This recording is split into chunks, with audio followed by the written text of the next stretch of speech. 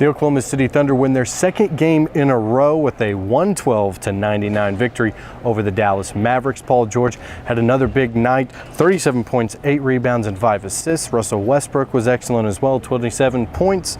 He had 6 rebounds and also 5 assists.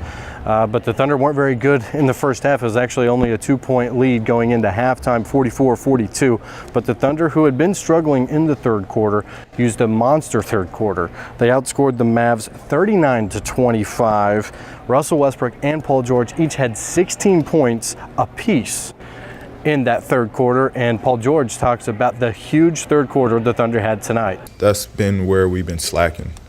It's coming out of the half and being sluggish or just not bringing it. So that's been an adjustment. We've picked up our play coming out of quarters and closing quarters out. So that's where we got to be. You know, we're a team that's, you know, day by day, game by game, trying to continue on progressing, and I think we're doing so.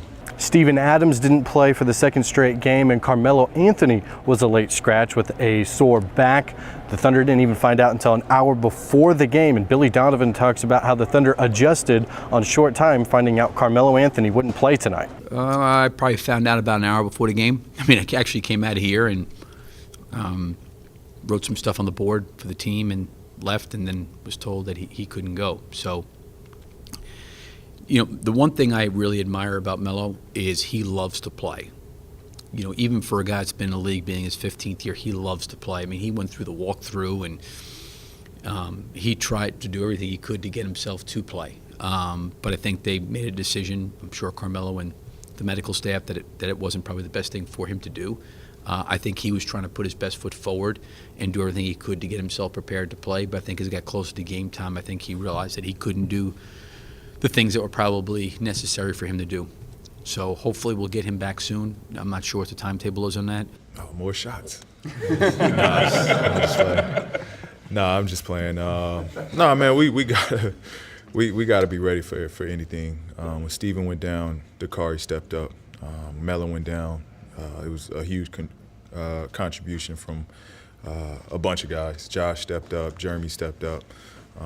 We got to be that team. You know, we fortunate to have, you know, 2 other guys that can take the load, but you know, it's even better when we got young guys that can step up and help the team.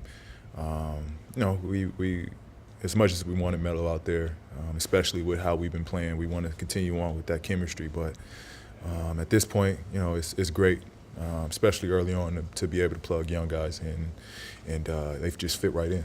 It was a collective effort without Carmelo Anthony. Jeremy Grant got the start in his place. He had 10 points and 8 rebounds. Patrick Patterson had the best game he's had offensively with 7 points. And Josh Huestis had a career-high 9 points on 3 of 7 from three-point lands. And since it was Russell Westbrook's birthday, of course you had to ask Paul George, what'd you get Russell for his birthday? Did you get Russ anything for his birthday? Huh? Did you get Russ anything for his birthday? Got him 37. Yeah. The Thunder look to make it 3 wins in a row on Wednesday night inside the Chesapeake Energy Arena as they play host to the Chicago Bulls. Tip time will be 7 p.m. I'm Michael Doutey with WWLS, the Sports Animal.